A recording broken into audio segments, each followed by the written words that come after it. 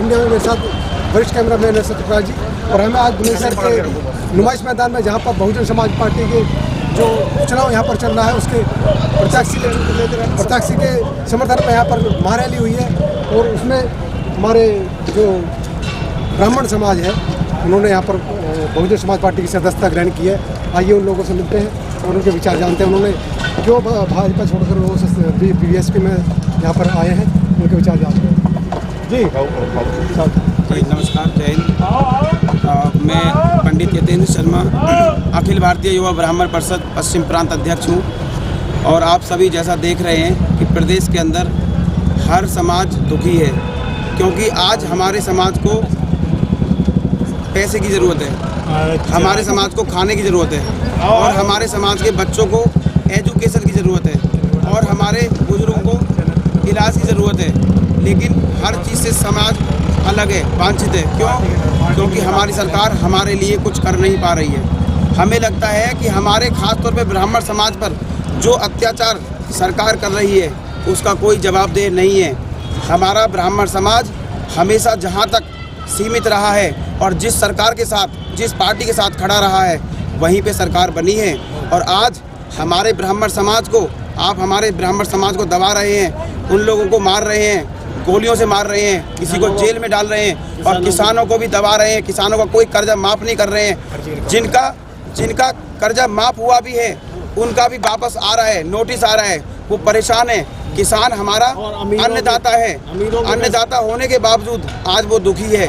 हमारी फसलें नष्ट हो रही हैं, हमारी धान की खेती बर्बाद हो गई है, हमारी मक्का की खेती बिल्कुल बर्बाद पड़ी है, और कोई हमसे दो बात पूछने को तैयार नहीं है। सरकार हमारी बात को दबा रही है, लेकिन सरकार को हम ये चुनौती दे रहे हैं कि सरकार, हम ब्राह्मण समाज अपने आप में बहुत बड़ा बहुमत है, जो कि आज आप हमें ठुकरा रहे हैं। एक दिन हम ये मैसेज आपको दे देंगे कि आज हम बिल्कुल अलग हैं, और ब्राह्मण समाज एकता अब जाग चुकी है, और जहां ब्राह्मण चाहेगा सरकार वहीं बनेगी। जय हिंद, जय भारत, जय ब्राह्मण समाज, जय भगवान परशुराम। धन्यवाद साथी। सर एक बात बताइए आप जी, जैसे अभी वर्तमान में आप बीजेपी में थे जी, बीजेपी को छोड़ के आप बीएसपी में आए, इसका क्या कारण है? इसका कारण ये रहा है कि आज की डेट में हमारे ब्राह्मण समाज की कोई वैल्यू नहीं की जा रही है। हमारे ब्राह्मण समाज को दबाया जा रहा है, हमारे ब्राह्मण समाज को इतना परेशान किया जा रहा है। शासन द्वारा, प्रशासन द्वारा फर्जी एनकाउंटर हो रहे हैं। हमारे ब्राह्मण समाज ने ऐसी क्या गलती कर दी, ऐसा क्या गुनाह कर दिया कि सरकार हमारे सवाल के जवाब देना भी नहीं चाहती, और हमारे ब्राह्मण समाज को हमेशा दबाया जा रहा है। ऐसा क्यों? क्या बहन कुमारी मायावती जी की पहली सरकार नहीं थी? क्या और सरकारें नहीं है? ब्राह्मण रहने जहाँ पर चाहा है, जब चाहा है, सरकार बनाइए। ब्राह्मण सर्वप्रिय है और सर्वप्रिय रहेगा, और ब्राह्मण जहाँ एकजुट हो जाएंगे, सरकार वहीं बनेगी। बस मेरा यही एक संदेश है, आप सुन लें कि ब्राह्मण अभी दबा नहीं है। ब्राह्मण हमेशा उचित है, उचित रहेगा, और जहाँ रहेगा खुल के रहेगा। जय हिंद। जैसे कि आप अभी बीएसपी में एंटर कराया आपने जी, तो बीएसपी में आप जुड़ गए, तो क्या बीएसपी की सरकार इस बार बन जाएगी? बिल्कुल बनाएंगे। हमारे ब्राह्मण समाज, हमारे सर्व समाज, हमारे सर्व जाति, सब लोग बनाएंगे, मिलके बनाएंगे। और हम आज यहाँ बुलंदशहर से ये हम चेतावनी दे रहे हैं कि आप देखिए, बुलंदशहर सीट से भी हम जिताएंगे, और आगे भी अपनी पूर्ण बहुमत से सरकार बनाएंगे। हम बिल्कुल तैयार हैं, हमारा ब्राह्मण समाज तैयार है, सर्व समाज तैयार है, हर तबका दुखी है, परेशान है। क्यों? क्योंकि हमारी सरकार ने हमारे लिए कुछ नहीं किया है। और जैसे कि कोरोना लागू हुआ था, कोरोना में हमारा मजदूर, हमारा किसान तड़प रहा था, मर रहा था, कोई सरकार हमारी सुनने को तैयार नहीं थी।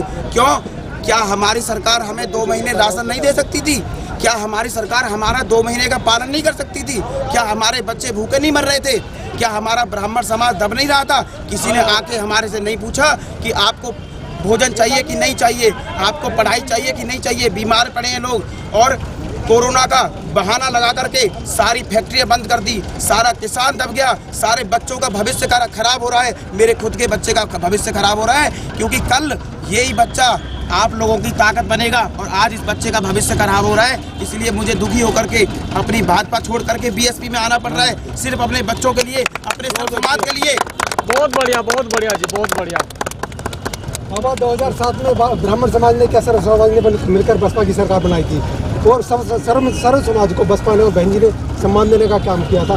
लेकिन क्या कारण रहा आज आप सब लोग बसपा छोड़कर और दूसरी पार्टियों में चले गए? सबसे पहले तो मैं भी एक गांव का रहने वाला हूं। जी, मैं ये कहना चाहता हूँ योगी सरकार जी ने तो किसानों के कर्ज की घोषणा 1 लाख तक के कर्ज माफ़ होंगे तो उनकी घोषणा कर दी और पैसे वालों के कर्ज माफ़ हुए और जिनके जो गरीब हैं जिन पर 2-4 बीघे ज़मीन है उनका जो लोन ले रखा है उनका आज तक जमा नहीं हो। घोषणा इतनी कर दी कि कभी जो ये और जो अमीर आदमी है उनके कर्ज माफ़ हुए।